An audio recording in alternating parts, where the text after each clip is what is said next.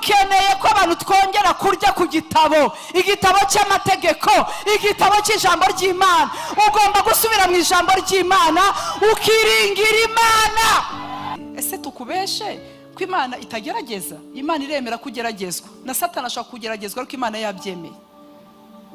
Hariho ibitero biva kuri Satani, hari n'ibigeragezo biva ku Mana. Hariho ibintu ubwira Imana ngo binkize bikavaho, hari n'ibintu ubwira Imana ngo mpa amapine yo kubicamo, hari n'ibindi ubwira Imana ngo ntera anesthesie generale kuri iki kigeragezo. Ndashaka kubabwira Yesu yaje gukora kuri wowe. Ntabwo aza nk'umu-Nigeria, ntabwo aza nk'umunyarwanda, ntabwo aza nk'umurundi, aza nka Yesu. Ndashaka kumva haleluya, ntabwo ntinya.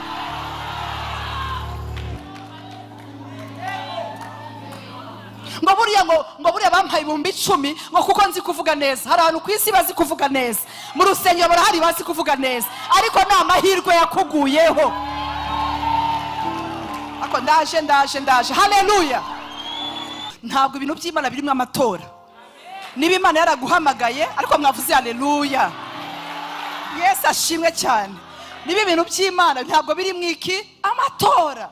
Niba Imana ikubwiye ngo genda uyobore bari abagabo, ntabwo bazahita bagukunda. Imana ikabanza gukuraho ibintu byo kwikunda no kwirebaho. Ngo Yesu nyankunda abantu bankoroga, ngo Imana irambwiye ngo injyanye muri Amerika, ngo sinkeneye intama zijya zintelefone. Uretse kubanza ihure nawe gato. Uwiteka mu rugendo rwawe nubwo hari ubunyerere butandukanye, agenda ashiramo utubuye, agashiramo utubuye kugira ngo ukandagire utagwa mu isayo, utagwa mu byondo. Ni gute Imana ishobora kuduha igihugu ariko ikaduha igihugu kirimo intambara, ikaduha ahantu hagoye, ikaduha ahantu hagifashwe n'abandi bantu, ariko ikavuga ngo narahaguhaye? Niyo mpamvu Bibiliya ivuga Imana abantu yahamagaye ibatoza ikigoyi. Ndazi yuko bishobora kuba bikugoye, ariko hari ahantu yakunyujije. Mu minsi iri imbere nibwo uzamenya ko uri umunyamahirwe. Akavuga ati turahura ugutwi nagukuyeho nta kindi. Barakunda ariko barahubuka, bagasenya benshi, bakirukana benshi. Wari ufite 2,000 ugasigana na 500 kubera ba Petero. Numva ndashaririwe, kera narabitinyaga. Nibyo bintu natinyaga, sinatinyaga kubura ibiryo, ako natinyaga umuntu wamvuze. Nkajya kareba niba yamvuze munakubise umunwa gutya, ariko Mana ya Isirayeli. Imana ishimwe ko kubw'intambara.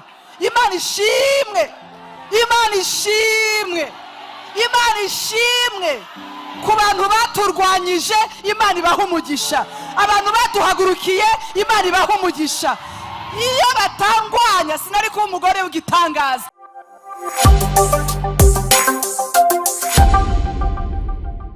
Uze wisiga muve mu mwijima, uzewe iri jambo ryo muri Yosuwa igice cya mbere, munyure mu ngando mutegeke abantu muti nimukora amahamba, kuko mu minsi 3 muzambuka ruriya ruzi rwa Yorodani mujya guhindura igihugu. Haleluya. Uwiteka Imana yanyu yabahaye mu kibemo, yabahaye. Niyo mpamvu mwumva abongereza bakoresha, mu cyongereza bakoresha ijambo rivuga ngo promised land. Ijambo promised land ndivuga ngo we hatuwe n'abandi bantu, hatuwe n'andi moko, hatuwe n'abanyamahanga. Aho hantu nubwo mpabahaye haratuwe. Bivuga ngo harimo values zindi ziriyo, hariyo culture yindi, hariyo imico yindi. Na ahantu nagusezera Imana yonyine izakubera source. Ndivuga ngo izakubera provision, izakubera byose. Ariko akantu gatangaje karimo ngo ariko icyo gihugu kirimo abanaki, kirimo abanaki, kirimo abagabo, kirimo ibikurwanya, kirimo ibigushaka. Ni gute Imana ishobora kuduha igihugu ariko ikaduha igihugu kirimo intambara, ikaduha ahantu hagoye, ikaduha ahantu hagifashwe n'abandi bantu, ariko ikavuga ngo narahaguhaye? Niyo mpamvu Bibiliya ivuga ngo mujya guhindura. Ndashaka kundera umuntu mwicaranye, Imana yakiguhaye ariko niwe uzagihindura. Dore mwanze kubibwirana nababonye. Yesu ashimwe, Yesu ashimwe. Nashakaga kumva amina. Ndashaka kubabwira ko uyu munsi mbonye abantu banyigishije nkikizwa, cyangwa se nkabasha guhura nabo basaza bambwiye Imana nkikizwa, nabagura fanta orange. Uti kubera iki? Igihe batwigishaga twumvaga tubarakariye, twumvaga bashaka kuzana ibintu by'ubuntu bakabigira mekanike. Murabyumva ibintu. Ariko uko imyaka igenda, uko nagiye ndwana intambara, ibyo nagiye mpura nabyo, ndavuga ngo wampa babasaza nkabashimira, kuko wenda iyo bambwira pokeya ntibambwire ko harimo intambara, nkaca muri ibi bibazo nari kugwa. Yako mwavuze haleluya cyane. Oya, huwa muri ruhande ntucyanuke ku muntu mutamenyeranye. Shaka umuntu mwasenganye, shaka umuntu mungana, umubwire ngo Imana ishimwe kubw'intambara wanyuzemo. Imana ishimwe kubw'intambara. Imana ishimwe. Imana ishimwe. Imana ishimwe ku bantu baturwanyije. Imana ibaha umugisha. Abantu baduhagurukiye, Imana ibaha umugisha. Iyo batangwanya sinari kuba umugore w'igitangaza. Ndashimira Imana. Numvaga nshaka kumva haleluya kandi bakayinzamurira. Hari igihe uba wumva ushaka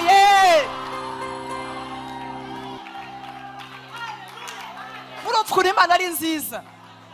Ega hari Dawidi yavuze ngo kera ngo ntaraba focused, ngo narahuzagurikaga, ntarababara narahuzagurikaga, ngo ntago nari focused. Naje gusanga imibabaro izana focus.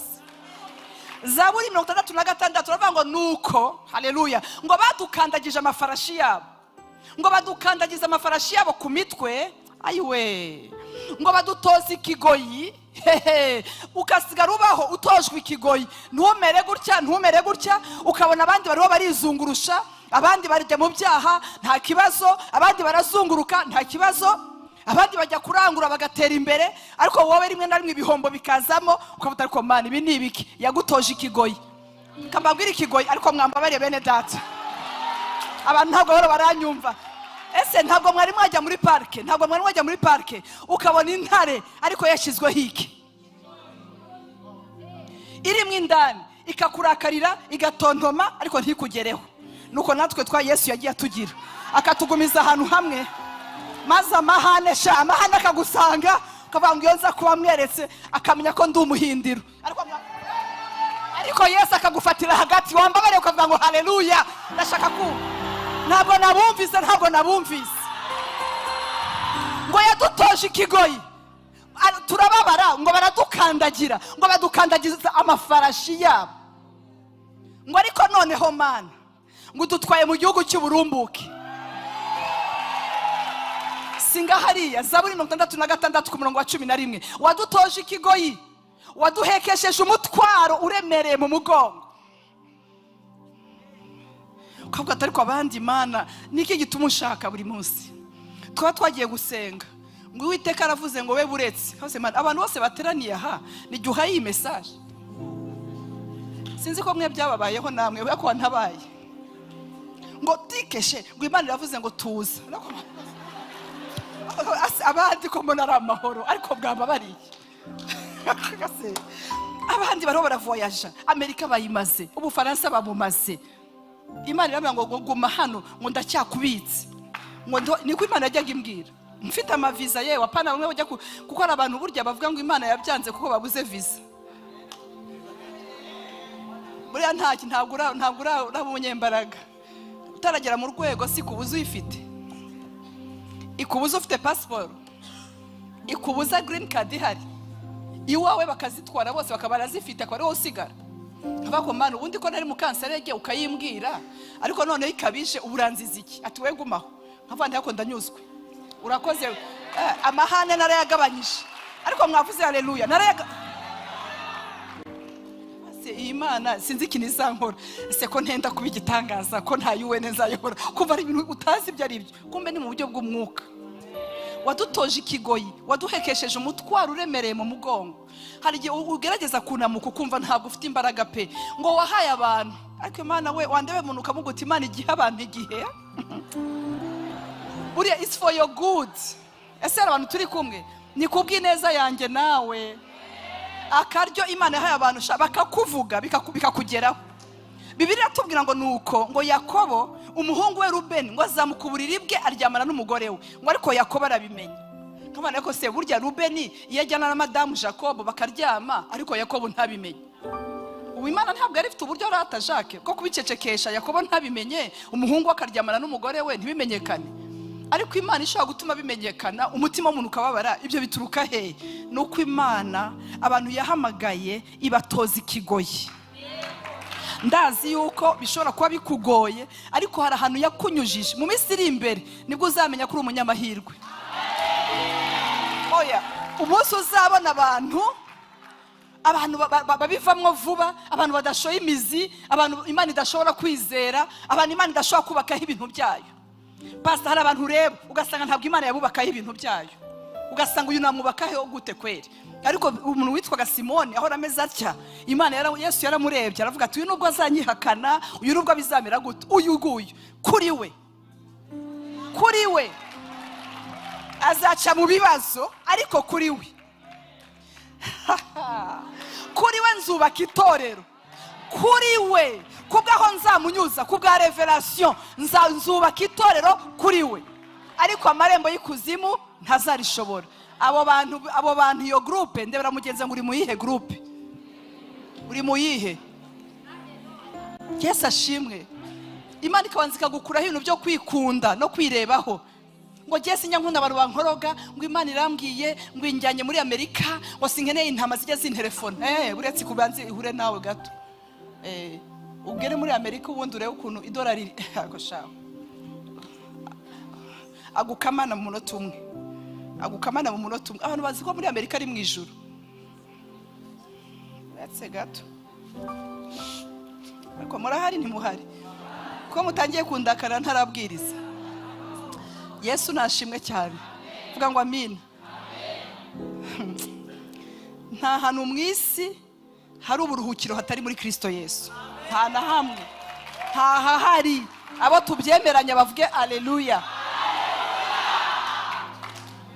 Ikintu gituma isi uyishobora ni amahugurwa wanyuzemo, ni imbaraga Kristo yagutoje, ni ikigoyi yagushizemo, ku buryo ahantu hagera hakagutinya, ahantu ukahagera hakaguhindura, ahantu ukahagera ukagira dominion kuri aho hantu, ukahategeka. Abandi bose bakajya down, wowe ukajya hejuru. Bakajya bibaza igitumye ujya hejuru, ni kubera imbaraga z'ukuntu watojwe. Ariko mwavuze ngo Yesu yaratureze basi.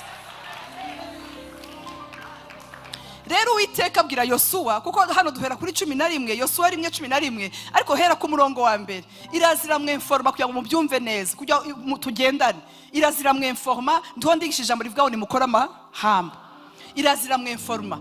Jya muri Yosuwa igice cya mbere ku murongo wa mbere. Haleluya. Yosuwa 1 ku murongo wa mbere. Niho nicyo cyanditswe turagenderaho Yosuwa. Uwiteka arazamuha amakuru ngo yewe Yosuwa we, nawe ati karame Mana, ati waruzi yuko umugaragu w'Imana Mose yapfuye? Ati kagira inkuru. Yarapfuye. My leader, my reference, uwo nareberagaho yarapfuye. Ntabwo yamubwiye ngo yapfuye saa 10 ageze muri morgue. Cyetse niba wenda Bibiliya yawe itabyerekana neza. Amen. Ubwo Mose umugaragu w'Iteka yaramaze kugira uti, vuga ngo yaramaze. Yes, muze gusoma indimi nyinshi, ntabwo ari ako kanya, yaramaze kugira ate gupfa. Uwiteka abwira Yosuwa mwene Nuni, umufasha wa Mose ati, ihute nshuti yanjye, umugaragu wanjye Mose yagize ati, haravuga ngo yapfuye se? Umugaragu wanjye Mose nguhaye amakuru yarapfuye.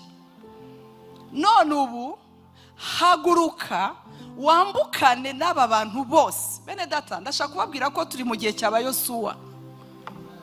Ba Mose baragiye kera, ndebera mugenzi mu ngo Mose yishayenda, ni igihe cyaba Yosuwa. Iki ni igihe cy'abakozi b'Imana b'abarwanyi. Iki ni igihe cyo kurwana, ukaramya, ukarwana, ukamera nka Yosuwa. Yosuwa nta muntu yizeraga, yageze ahantu abona umugaba w'ingabo z'Uwiteka hageze muri Yosuwa 5. Aramubwira ati wowe urinde, uro mu bacu cyangwa uro mu banzi bacu. Iyo tubyumva tugira ngo Yosuwa yari yahahamutse. No, yari umusirikare. Umugabo wamubanjirije yari umudiplomate. Hanyuma ibintu bya diplomasi byari birangiye. Basivuga rero numve ko turi kumwe. Yes, ibintu bya Mose byo kurwaza no guhishahisha byari birangiye. aravuga ati noneho nta mikino uro mu bacu cyangwa uro mu banzi bacu. Uri aravuga ati we kuzana intambara aho zitari wa mugabo we. Ndo umugabo w'ingabo z'Uwiteka, nta kindi kinzanye uretse kuba nje kutabara, sinzanywe n'intambara. Aramugata ahubwo kwetura inkweto zawe ko aho hantu kandagiye arahera. Ariko Yosuwa yabanje kubyumva kuko yarazi ko agiye kuyobora abantu. Icyambere bemeraga Mose ariko batamwemera. None se abantu ko batatwemera bizatuma tutabayobora? Namugeze ngo tuzabayobora. Ako kuki mutari kunyumva neza? Hari ibintu rero abantu biha, je iyo groupe ntabwo nyirimo. Ibintu byo kwanga uyoboye abantu ngo kuko bafitemo favor, ngo batanyemera Mana we ngo reka nigireyo. Ntabwo ibintu by'Imana birimo amatora. Niba Imana yaraguhamagaye ariko mwavuze haleluya. Yesu ashimwe cyane. Niba ibintu by'Imana ntabwo biri mwiki amatora. Niba Imana ikubye ngo genda uyobore bari abagabo, ntabwo bazahita bagukunda. Si bose. Hari na bamwe bazagukunda, abandi baguhishe ko bakwanga.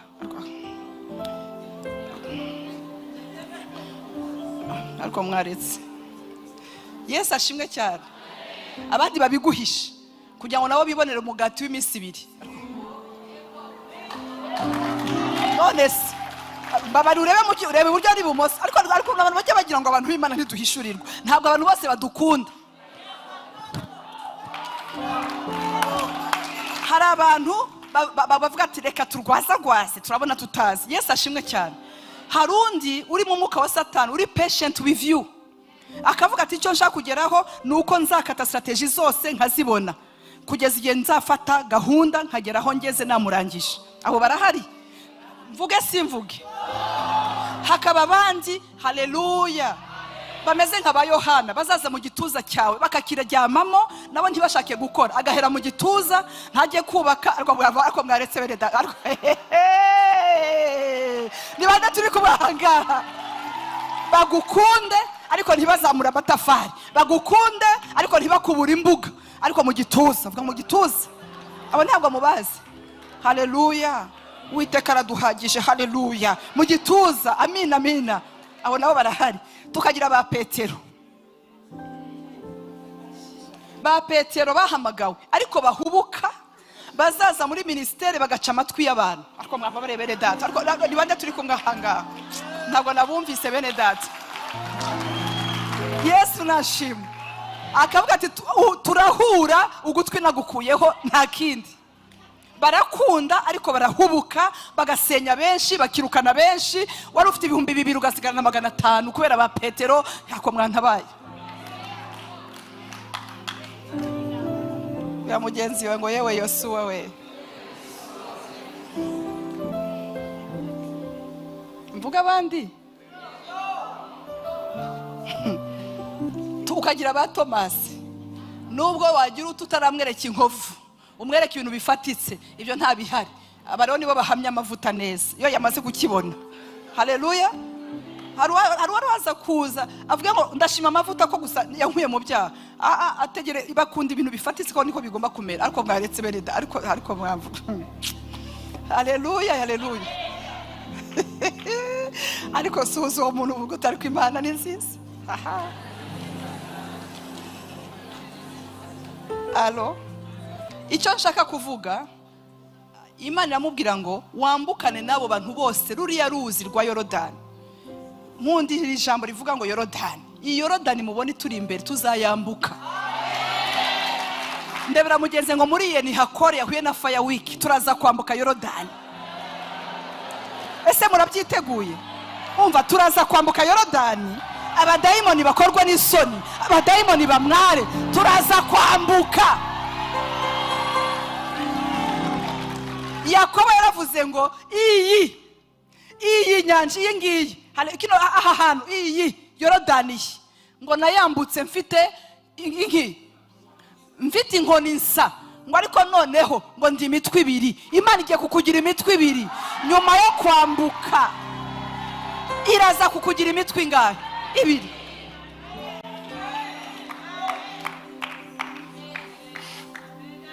Amen. Ahantu haravuga ngo mujye mu gihugu mbahaye mwebwe,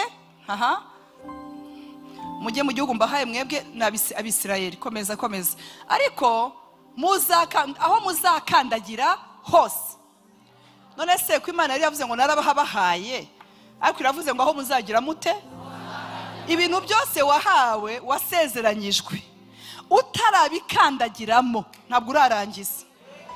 Kuki udamarara utarakandagiramo? Kuki ubyibuka kubera amasezerano yanditse muri agenda utarabasha kuyakandagiramo? Hariho gusezeranywa, ariko hariho no gukandagira mu byo wasezeranyijwe. Aho muzakandagira hose ndahabahaye, nk'uko nabwiye nde Mose. Uhereye mu butayu kugera kuri musozi wa Lebanoni ukageza ku ruzi runini rwitwa Ufrate, igihugu cyose cy'Abaheti, no kugeza ku nyanja nini komeza y'Iburengerazuba nirwo rugabano rwanyu. Nta muntu n'umwe warinda, muri Yosuwa niwe wabanje guhabwa message n'Imana abona kujya mu bantu. Nta muntu n'umwe warinda kuguhagarara imbere iminsi yose yo kubaho kwawe. Nk'uko nabanaga na Mose niko nzabana nawe.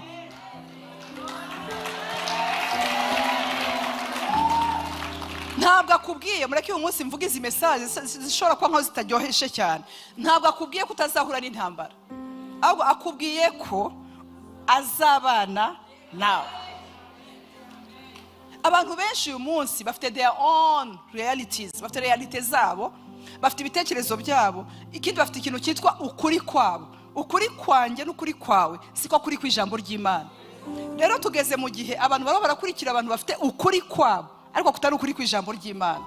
Kandi ukuri kw'abantu kuba expired, ariko ukuri kw'ijambo ry'Imana guhoraho. Ni gute promised land, ahantu, a land of peace, a land of love, a land of blessings, a land of success, aho hantu hose, ariko Uwiteka kubwira ngo aho nyine hari intambara. Ndashaka kubabwira bene data, kuzamuka babibigishije nabi, kuzamuka habamwe intambara. Kwanza iyo warwanaga n'abadayimoni, iyo wazamutse urwana, okay mu Cyongereza, iyo warwanaga na demons, iyo wazamutse urwana na devils. Numve ntucecetse se? Yako niko kuri. Siyo mpamvu nawe usigara ubona ibintu bikomeye cyane, ukavuga utari ko Mana kera ko nagiraga amahoro nirira renga, ariko nkabasigaye ntayongira, ibintu kura bikiyongera. Icyambere mu rwego rwo hejuru niho hantu honyine ushaka kumva amayereko wagira gukumva ari harakama, kuko ibisubizo bigabanya amayereko.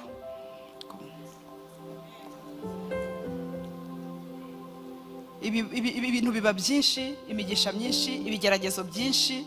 Abantu se bakurwanya gute batakuzi? Ega biri guseka abandi basebejwe ukagira ngo wowe umeze neza, aho kuba nta muntu ugusebye ufite ikibazo, kuba nta muntu ukuzi uzi ko ufite ikibazo gikomeye cyane. Ndebera mugenzi ngo kweri pe nta muntu urakunegura, ariko bana yanjye naguvuga ngo ntabwo uri ikibazo kuri Satani. Nta hantu uramucokoza, nta na hamwe. Mbega mubanye neza, mufitanye imishikirano. Nta muntu n'umwe warinda kuguhagarara imbere iminsi yose yo kubaho kwawe. Nk'uko nabanaga na Mose niko nzabana nawe, sizagusiga kandi sinzaguhana. Komera ushikame. Aha hantu niho nshaka ko dutinda gatoya. Uyu munsi ngiye kukubwira uburyo ugiye gukora amahamba. Icyambere ngiye kukubwira, be strong and be very courageous. Ubwo se kusa nk'utumva ikinyarwanda. Be strong and be very courageous. YESU ASHIMWE. Hallelujah. Ntabwo wari wagira gutyo ugahura n'umuntu kuri graduation day yawe akavuga ngo sha ngo nayo nkuzaniye gift, ngo ariko ngo bana ngo mu basuka twari dufite ngo wari uhari. Ukibaza nk'uyu bumuntu ko yaraje mu birori, ubu yavuga ko ndangije ntiyongeremo ubuswa bwa kera. Kandi abantu nk'abo ngabo bazifite ubucakura mu magambo menshi bavuga, babategatinzemo amagambo ameze nk'ubumara ari butambuke bije muri ya kado. Nibyo rero bita kado empoisonné. Iri empoisonné kuko irimo quelque chose, irimo ikintu gisa nkaho kivuguruza byashimwe.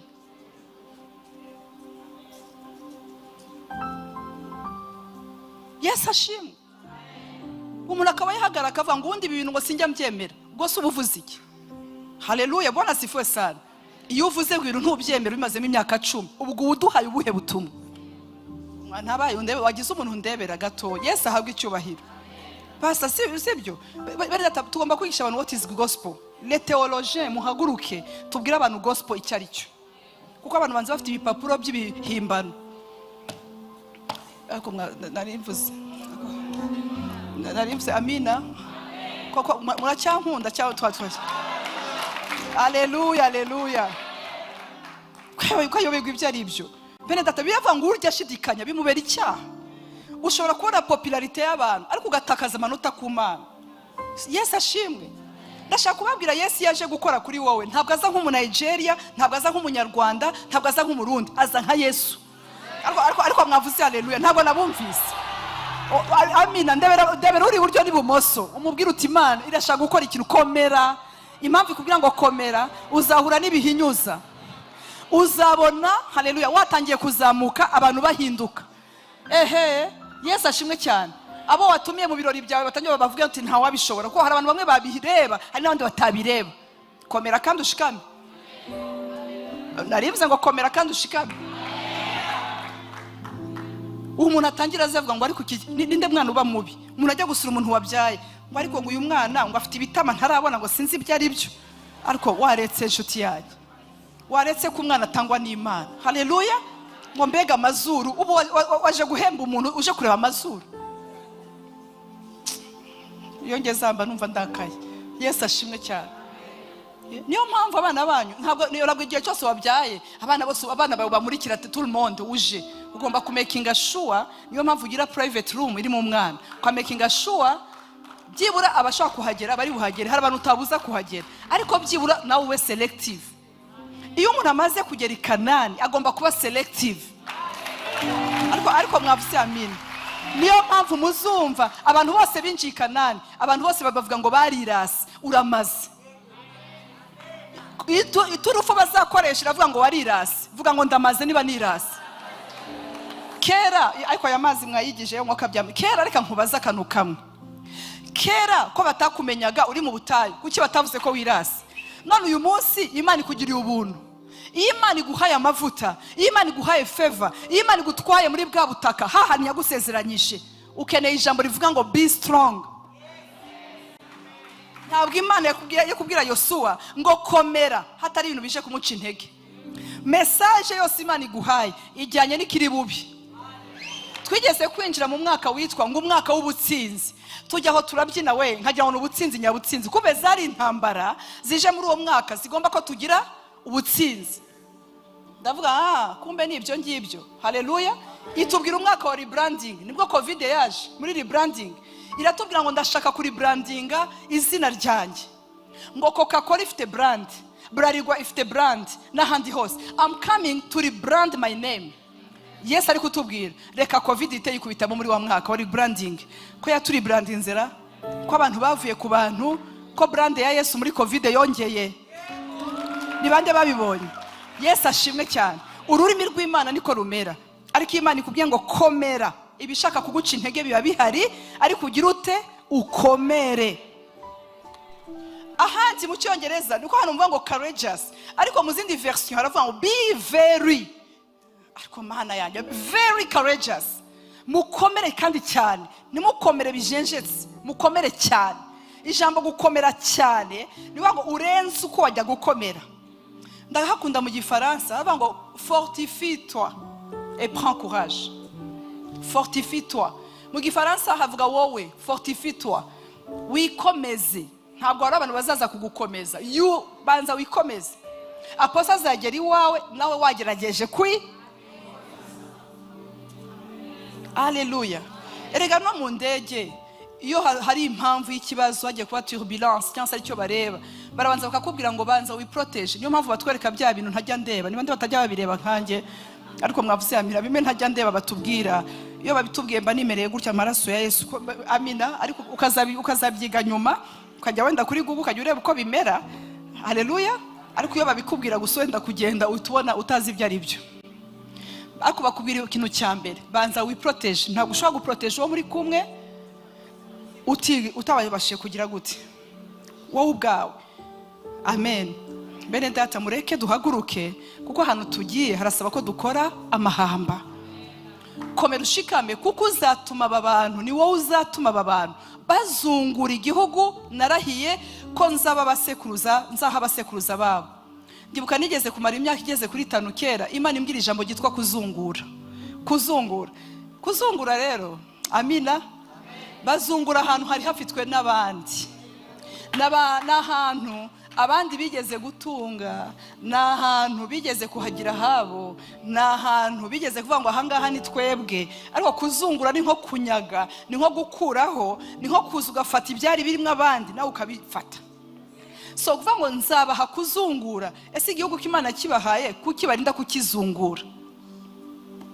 Ni igihugu rero ugomba kuzungura, ariko ni wowe Yosua nzakoresha. Komeza ku murongo w'8 rero haravuga indi point ya kabiri. Icyambere, kugira ngo ubashe kunesha, utwara impamba, utwara amahamba muri Kanani, ukeneye gukomera no gushikama. Icya kabiri, ukeneye ijambo ry'Imana. Ukeneye ijambo ry'Imana. Niyo mutavuga amen ndiho ndafashwa. Bino bintu by'agace bya bucece njya mbikunda nabyo, ko ni byiza cyane. Biranyereka ko muri murumva. Ndabibona ko muri murumva. Icyakora ukomere kandi ushikame. Ntabwo ari aho nshuti yanjye. Yes. Ibiri mu gitabo cy'amategeko ntukarorere kubigira gute, kubihamisha akanwa kawe. Ndashaka kubabaza, ibintu byose uvuga mu masaha 28 ujye uhamisha ijambo kweli? Uzikora abantu bavuga amasaha 28 agashira, ariko nta kintu arahamisha ijambo ry'Imana, kuko ntarya soma.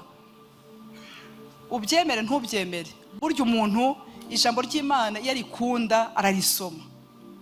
Ntabwo ushobora kutarya ibiryo ukunda, ariko ibi biri muri iki gitabo nibyo uzahamisha akanwa kawe. Ntabwo uzahamisha akanwa kawe amagambo asanzwe, ahubwo ibiri muri iki gitabo.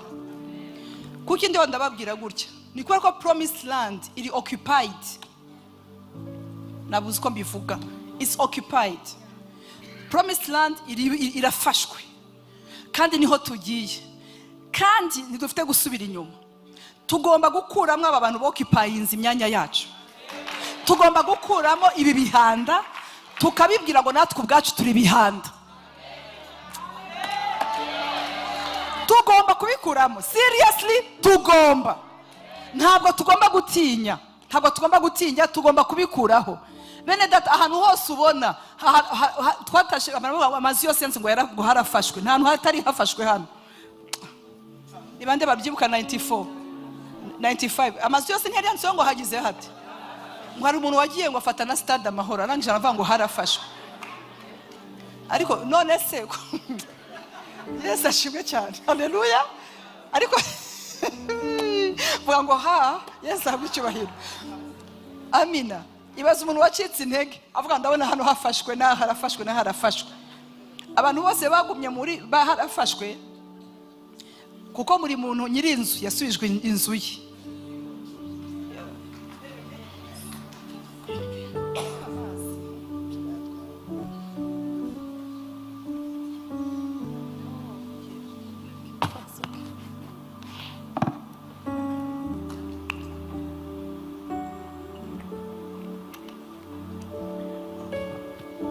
Ese turacyakundanye? Murashaka ndangize cyangwa? Mu minota mike ndandangije ko naje ntinze. Ibiri muri iki gitabo nari mvuze ibyo gufatwa. Bangira amazu baje kuyafata, kuko buri wese yasubiye mu nzu ye. Rero abatinze bari kubaka, bari gushaka aho bubaka ibibanza byabo, abo baratabawe. Ariko abatinze muri harafashwe akajya mu y'abandi, yararelaxinze, akikubita nko mu nzu muri Kimihura cyangwa mu Kiyovu mu minsi mikeya akamenya ko ifite nyirayo. Reka nkubaze, debera mugenzi wati wahinduye nawe ukabona umugisha wawe. Ibi bintu by'ubunebwe, ikintu nabonye cyambere, nabonye umaze kubona impamvu Imana itwigisha, nuko niyo ubereye umugisha umuntu w'umunebwe, umunsi umwe azakunegura avuge ko ntacyo wamumariye, kandi azicara ajya avuga ngo ubundi kuki ngo atari kumfashara. ako muzabanebwe mwe ntabwo mubazi ariko bene da haleluya amina haleluya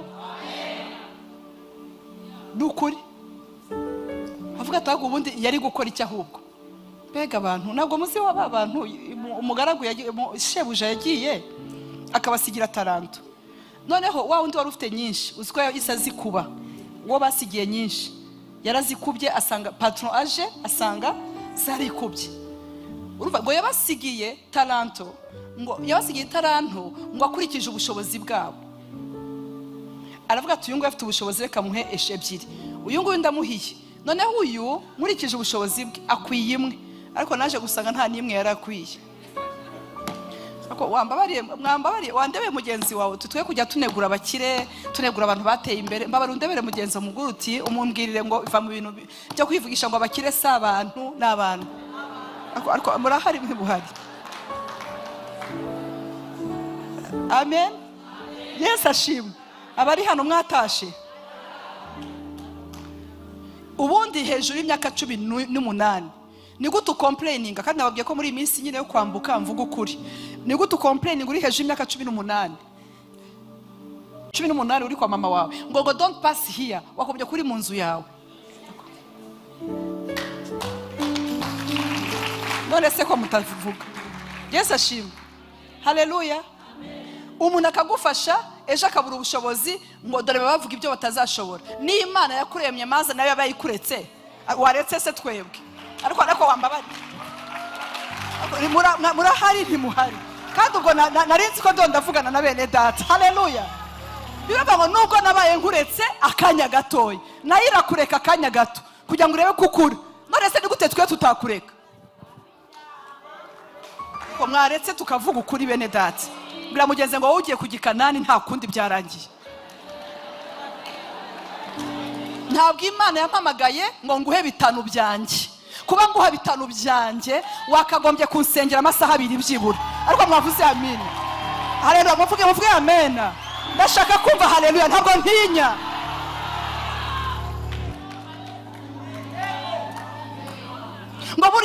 ngo buriya bampaye 10,000 ngo kuko nzi kuvuga neza hari abantu ku isi bazi kuvuga neza mu rusengero barahari bazi kuvuga neza ariko ni amahirwe yakuguyeho ako ndaje haleluya amina ariko uzi abantu wasanze mu nzu y'Imana bamaze imyaka 15 batarekura bahari ariko wowe kahikubita ngo haleluya ayo haleluya yawe tuzi abantu babanye bipindi ibyuma by'amasengesho twabibayemo ibitabo by'umugenzi twarabisomye ntabwo rero watwempressiona kuko wabidusanzemo ndumva naje ko mutari kuvuga haleluya dukeneye ko abantu twongera kurya ku igitabo cy'amategeko igitabo cy'ijambo ry'Imana ugomba gusubira mu ijambo ry'Imana ukiringira Imana nibande bagiye kwiringira Imana kurushaho haleluya nusoma iki gitabo Yosuwa uzamenya ko kino gitabo kiri mu ijambo rivuga ngo nari muto ariko ndashaje ntabwo nari nabona abakiranutsi barekwa cyangwa se urubyaro rwabo rusabiriza nusoma iby'iki gitabo Yosuwa uzamenya ekonomi ko ihagaze nusoma iby'iki gitabo ntabwo uziringira abantu Can I preach today? Reka mbabaze bene data haleluya kuki Imana iduhamagara ikaduha gusiga akazi nge narakoraga Imana irampamagara nkora muri company ya audit nziza haleluya irambwira go and serve me irampamagara yari izi ko imvanya hari amafaranga inzanye kuyikorera sibyo haleluya nari nzi ko izambeshaho icyo nari nkizi irangije irambwira ngo ubutunzi bwawe buri mu kanwa kawe so niba buri mu kanwa nuko mfite icyo nariye kugira ngo akanwa gasohoke mu ijambo ariko mwavuze haleluya cyane nagombaga rero kuba investi mu kumenya iby'Imana inshakaho mu ijambo ry'Imana rikabanza rikangiraho ubushobozi rikagira icyo rinkoraho ariko ntabwo nari kuza imvanyaho amafaranga ari ngo nze nirwe nkuramo amafaranga abantu kuko nari nyasiza hari nagombaga kuza rero nkiga kuyiringira kandi kugira ngo nyiringire nagombaga kujya mu ijambo ryayo Yesu ashimwe. Ndabizi ko turagendana neza ariko ndabivuga. Irambwira ngo genda unkorere. Ndavuga nteko Mana se hariya nuko nta ntebe nta bintu byose nterura imeza mu rugo rwanjye. Irambwira ati genza abana nawe. Ntabwo nje kugutuma ngo ugiye guterura intebe mu rugo rwawe. Nyitaba kugira ngo we kwiringira unyiringire. Niba nkubwiye terura intebe mu rugo rwawe uzazitwara, ariko ntabikubwiye urazitwarira iki? Genda wemere humble beginning. Kuba utuye ku ikaburimbo Gacuriro cyangwa se hehe ntibivuga ngo ujye gutangira umurimo w'Imana nkaho uhereye Gacuriro. Yes, umurimo w'Imana ugomba gutangira mu kwizera, mu Karago, mu komine Karago. Ariko mwavuze haleluya cyane. None hibaze kuva aho ngaho ku ikaburimbo ukajya kuri Karago, ariko mwaretse bene data, ukajya kuyiringira kuri Karago ugategereza ab'Imana izakuzanira bakenye bakize, ukabategereza. Ntigutuma ngo uhamagara abakire bose muziranye ngo baze bagufashe umurimo, kuko bazakudeseva. Ahubwo iragutumye kugira ngo abaje iruhande rwawe bose amavuta kuriho abahindure. Ariko mwamvugiye amina. Shaka umuntu uri iruhande rwawe guti kenera soma igitabo cy'amategeko. Soma ijambo ry'Imana. Soma ijambo ry'Imana rigira iryawe, rirye, ribundikiremo, rinezeregwemo. Iki gitabo cy'amategeko ugomba kugihamisha akanwa kawe. Ahubwo ujye ubitekereza ku manywa na nijoro kugira ngo ubone uko ukurikiza ibyanditswe byose, byanditswemo byose. Umva rero amahirwe hava abantu bashaka kwinjira i Kanani bafite impamba. Niho uzahirwa mu nzira zawe. Ninde udashaka guhirwa? Uzahirwa mu nzira zawe kandi ukabashishwa byose. Ninde muntu udashaka ibi bintu? Uzahirwa. Bino bintu birakomeye cyane. Uzahirwa in all sectors. Uzahirwa bene data. Kimwe mu bintu byerekana ko umuntu ajyanye na Yesu ni prosperity. Ntabwo nabumvise. Ushobora kuba udafite prosperité financière ariko ufite prosperité spirituelle, émotionnelle, ufite n'umunezero w'Imana, ufite n'amahoro ya Kristo. Iyo nayo ni prosperity. Ndazi ko prosperité babigishije ari amafaranga, ariko sayo ngayo que tu prospères à tous égards comme prospère votre âme. Uzahirwa mu nzira zawe. Uhirwe, uzahirwa mu mwuka, uzahirwa mu rubyaro, uzahirwa mu kazi, uzahirwa muri finance, uzahirwa muri promotion, uzahirwa mu gikundiro, uzahirwa. Uzamena muvuga irekaye ko mumaze iminsi mudasenga. Komeza tugeze ku 9 kuko niho habanziriza 11. Mbese sijyo bigutegetse? Nuko komera ushikame rije ubwa kabiri. Ntutinye kandi ntukuke umutima, kuko Uwiteka Imana yawe iri kumwe nawe aho uzajya hose. 10 ku murongo w'10 ngo nuko Yosuwa agira ati rero yagiye gutegeka abatware nawe atarabona imbaraga. Ko mutansubiza? Cyangwa Imana yabanje kumuvugisha? Yabanje kumutuma abona kujya hehe mu bantu. Iramubwira ati rero Yosuwa ntutinye, nijyo bigutegetse. Ese sijyo bigutegetse? Genda rero utegeka aba bantu babwire, munyure mu ngando, mutegeka abantu muti. Yari arabwira abayobozi nimukore amahamba. Gukora hari ibintu ugomba gukora. Reka nkubwire, ibintu abandi bazagukorera ntibizaba byuzuye, ariko ibintu uzikorera uzipimira neza. Hari ikintu kimwe nabonye tugomba gukuraho, no gutsikamirwa, gupimirwa n'abantu.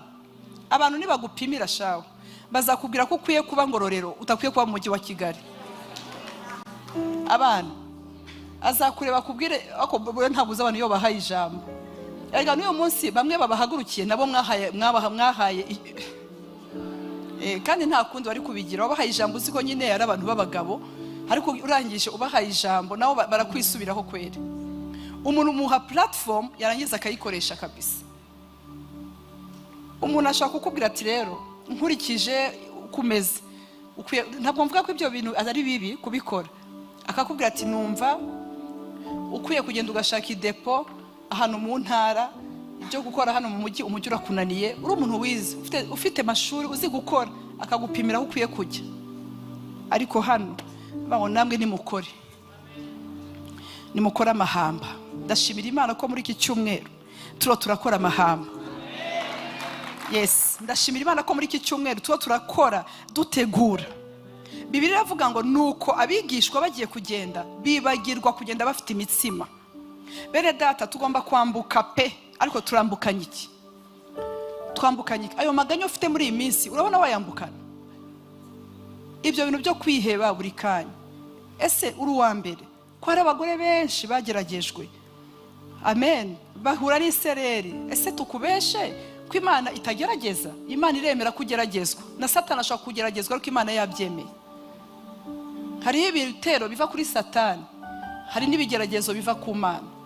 Hariho ibintu ubwira Imana ngo ubinkize bikavaho, hari n'ibintu ubwira Imana ngo mpa amapine yo kubicamo, hari n'ibindi ubwira Imana ngo ntera anesthesie generale kuri iki kigeragezo. Anesthesie generale ko surgery yo igomba kuba, ariko Imana ishimwe niba abahanga bo mwisi barashizeho anesthesie, n'ijuru rishobora gutanga anesthesie ugaca mu bibazo. Ngiye kubwira anesthesie y'ijuru yariyo n'ubuntu. Abantu bigeze kubona anesthesie y'ijuru bavuge ngo amin. Ndumva nyoborwa kuvuga, sinzi impamvu numva nshaka kuvuga. Yes, anesthesie y'ijuru. Bene data muzi yuko hari ibintu kera najyaga ncamo by'ibigeragezo, abantu bakansengera, inshuti zanjye twegeranye nabo nanjye nkabasengera mu byabo. Ibigeragezo mvuga ntabwo ari utugeragezo. Mvuga ngo ibigeragezo. Iyo wasenganye n'abantu igihe kinini, hari igihe bamenye ibigeragezo byawe nawe uzi ibyabo. Haleluya, amina. Hari ikigeragezo cyiza kikaza uvuga uti Imana, ukanaseka, sinagikora hiki. Hari igihe kiza ari ideni utakwishura, niyo wakwihuza na bene wanyu ntimukirangize kikaza. Hari ikigeragezo kiza muri domaine nyinshi zitandukanye, ariko ikintu cyanyishe nuko aribo bagiraga imbabazi zanjye that time kurusha uko ngewe nzigirira. Kuko ibibazo bari bafite nge ntabyo nari mfite, kuko nge nariho anesthesie iriho ubuntu. So barasengaga, I didn't care kuko I was okay. Nari ngoswe n'ubuntu ku buryo nkitambutse nibwo nahitaga mbona uko cyareshaga, nkavuga Yesu we cyangwa nagakuriye ati we ntabyo uzi. Nikora cyari kimeze. Hari ikigeragezo cyiza, ariko Imana ikagiturutsa nko kuri akoka iturika, kikaba kiravuyeho.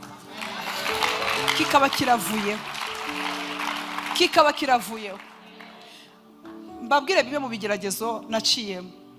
Nge nakuze ahantu iwacu abantu bose bamvuga neza. Ratubona ntakwiye kuvugwa neza, niba nde tubyemeranye. Nta muntu wamvugaga nabi pastor, ku buryo imbeho ije bahitaga bazana umupira w'imbeho. Nari umuntu bafata neza, kandi nari imfura. Mwabonye imfura bitaho? Mwabonye imfura bakaranze ifi, ya magi bakaranga imbere, amagi yo mu ifi, sibyo? Muratubona turiya two ku ruhande baratumbikiraga. Yes, kuko babonaga ari byo bikwiriye. Amina. Dore batangiye kugira ishari. Urakarana nawe suko siko byagenze. Haleluya, amina. Mu mateka yanjye giye mvuka, hari umusaza w'umudage yavuze ngo uwo mwana ndamwadopsa ibintu bye byose w'umudage.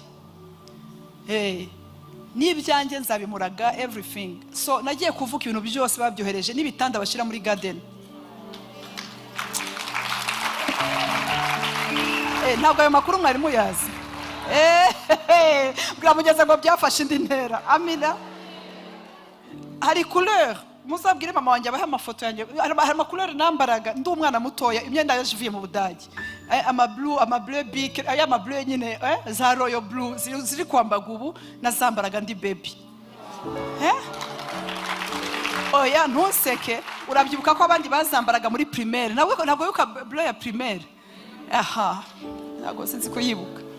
So ibyo bintu byose twavutse mu gihe abantu wasangaga hari ahantu hari robine mu gipangu, n'ahandi ku muhanda hari robine ku muhanda umwe. Sinzi ko mubyibuka, ariko imiryango 5 ifite robine ku izero, ahantu abantu bose bahurira kuri robine. abo mu rugo bose abakobwa bose bo mu rugo bose baravomaga noneho jewe aho munyakabiga ho nyine ho ngaho hafi ya Kiriri hariya mutajya bona nukure naho bari bafite gutyo. So noneho hakabaho juste kugira ngo mbashe ku assist abantu kuko sinashoboraga kwikorera ibido jewe ijosi ryahitaga rimanuka, so ntabwo byari gukura.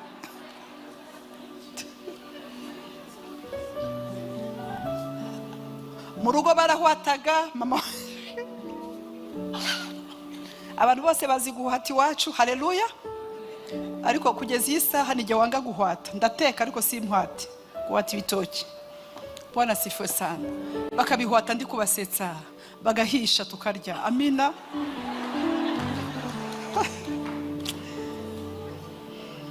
Abagore biganye na mama ahantu bita kuri lycée Vugizo i Burundi, ahantu bita Vugizo niho mama wanje yize. Aho hantu ro hize abantu baje gukomera.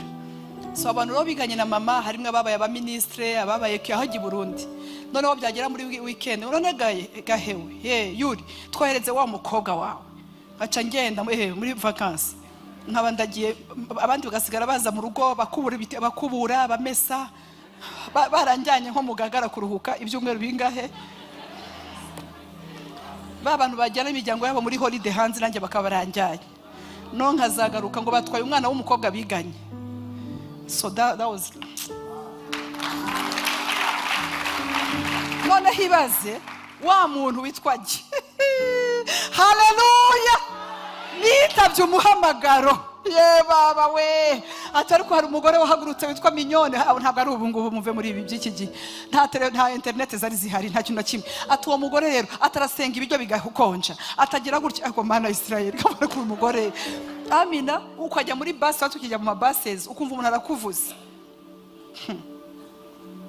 yo numva ndashaririwe kera narabitinyaga nibyo bintu natinyaga, sinatinyaga kubura ibiryo ako natinyaga umuntu wamvuze kajya kareba nkareba niba yamvuze munakubise umunwa gutya ariko mana Israel aho rero Imana irafatira nkwereke wa mwana we ngiye kugukoramwe umurimo ahangaha utudahu turahura ako bibije gute kwera biramugeze ngo nyura mu ngando wikorera iki amahamba past Imana ibanzi nkuramo ikintu cy'ubwibone ingeza ahantu umuntu ashobora no kuntuka nkamwikiriza nkamugani haleluya Imana iguha umugisha. Umuntu yigeze kuntuka kubwa mwene wabo ari umwisilamu nabwirije arakizwa, hanyuma arambwira ngo ndakwihanije ngo twebwe ngo babana umubwiriza ese nijya mubwiye akizwera nari ubwo nari pasteur uvuge ngo wenda urusengero nyobora ati ibyo bintu muvuga abantu bagahinduka. Arambwira ati nuko mwabaye ati mwabakina baki nurakoze cyane nurakoze ndakupa.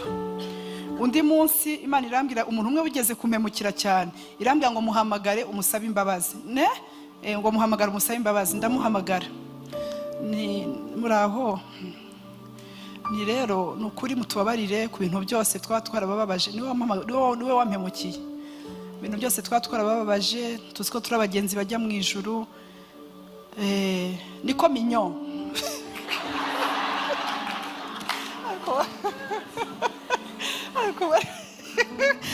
taha neza umubabare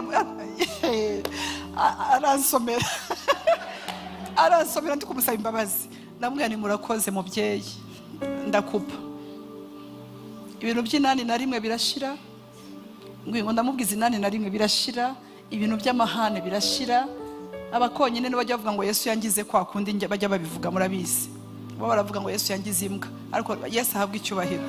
Ariko ndakababwiza ukuri, hari ukuntu Yesu agukanda ahantu wowe utazi ko uri gukora amahamba, kombe ari haragutegura kuba umuntu udasanzwe, ari haragutegura kugira ngo utazatakaza iki umugisha wawe. Ndashaka kubwira ngo umugisha wose Imana yaguteguriye muri 2026 nta na kimwe kizagwa hasi. Wenda mbivuze nk'umutambyi ako nta n'ijambo na rimwe Imana ikuvuzeho rizagwa hasi. Niba Imana ifite icyo yagusezeranyije nta na kimwe kizagucika.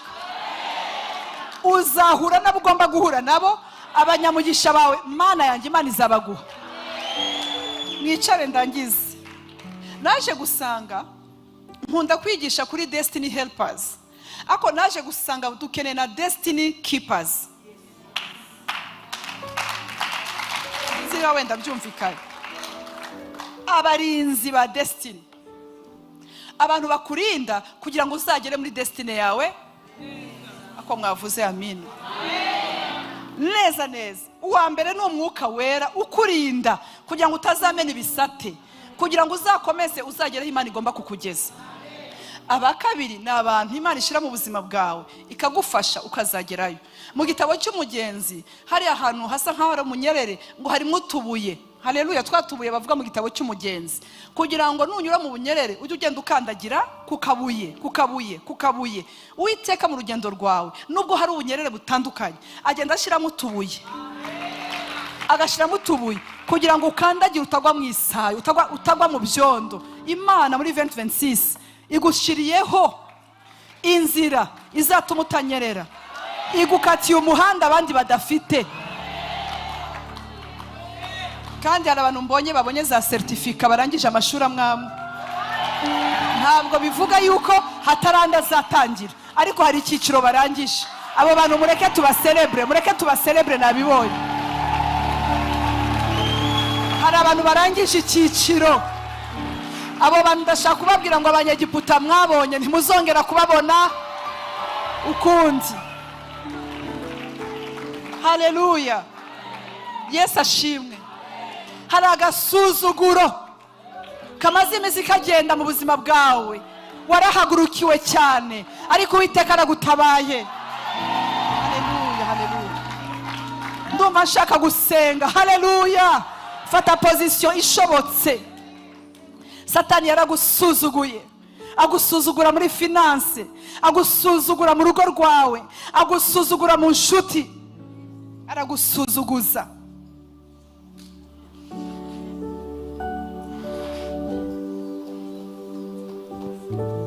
Satani amaze iminsi ahagurutse abagibeyoni ku buzima bwawe. Imyuka yiyoberanya. Imana ikurinda abantu bazanye umutsima utari wo. Abagibeyoni bazanye umutsima utari wo, baragenda barawushiraho uruhumbu bisa nkaho ari umutsima umaze igihe kirekire, ariko baje biyoberanya. Ariko Uwiteka we, ndagushimiye kutabaye abantu bawe. Ndagushimiye kukuyeho umwuka w'abagibeyoni, umwuka wo kwiyoberanya. Ndabyumva. Mbabara we kurangara si umwanya wo kurangara. Hari imyuka y'abagibeyoni iri iravaho, imyuka yo kwiyoberanya, ibishaka gukorana isezerano nawe bitavuye ku Mana, ibishaka guhindura ururimi. Bene data, Satani yashaka kugira ngo akwinjirire amenye ururimi rwawe. Ikintu cya mbere abanza gukora, amenya amarangamutima yawe, akamenya ibyo ukunda, akamenya ibyo ukunda kumva, akamenya ibyo ukunda kwikiriza, kugira ngo agukurure akoresheje uburyo bwo kwiyoberanya. Bibiliya ivuga ngo marayika w'umwijima ngo yigira marayika w'umucyo. Ariko uyu mwanya muri fire week, ni fire, n'umuriro, birasaba ko hamanuka imbaraga z'Imana. Birasaba ko Imana ikora ibitangaza muri kano kanya. Haleluya. Data, mu izina rya Yesu, duhuje umutima n'abera, duhuje umutima n'abakozi bawe. Ndakwinginze Mwami, ongera